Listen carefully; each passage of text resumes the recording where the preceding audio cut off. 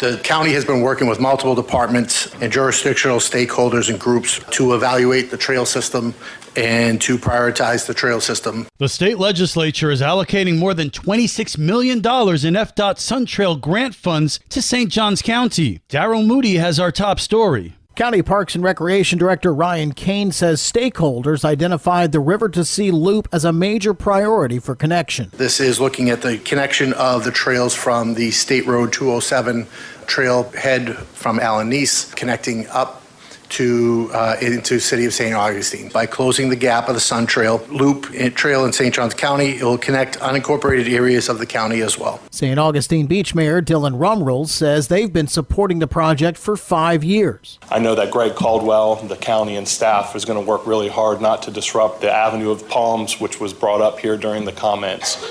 So we are in support of that. We need the pedestrian safety. We do have a lot of bikes. We do have a lot of people walking at the beach, especially during the summertime. So we are very much in favor of this as our board. Caldwell is St. Johns County's project manager for the trail. The projects are going to be anywhere between a 10 and 12-foot lane asphalt trail that will be located out here. And this is great because it does connect into the Rails of Trails that's located off of 207 currently and will be a connecting road all the way into St. Augustine.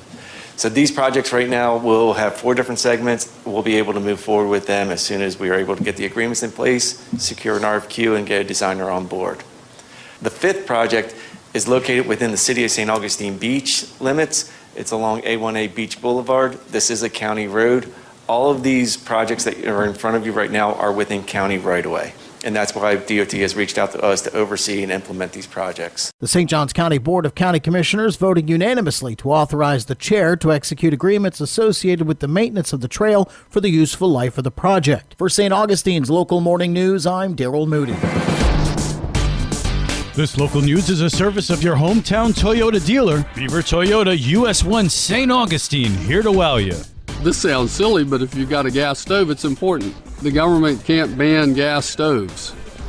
Congressman John Rutherford sat down with Liz Ryan to talk about the $1.2 trillion budget signed into law. In addition to putting an end to attempts to restrict gas stoves, Rutherford talks about other things in the bill that he sees as wins. We're prohibiting any funds to be used to bypass the repeal of the COVID vaccine mandates.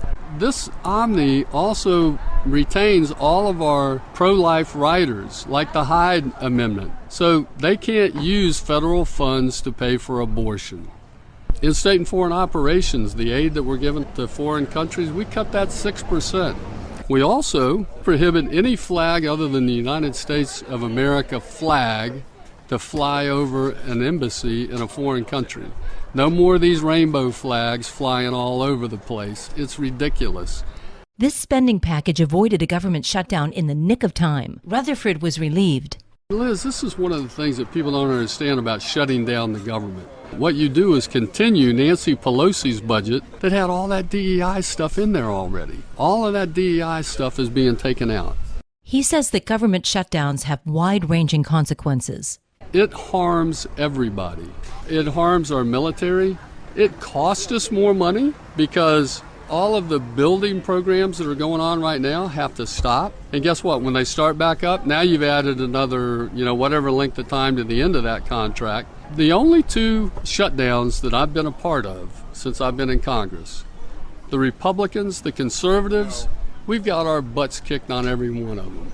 And I am not going to do another shutdown that cost us the majority. For St. Augustine's Local Morning News, I'm Liz Ryan.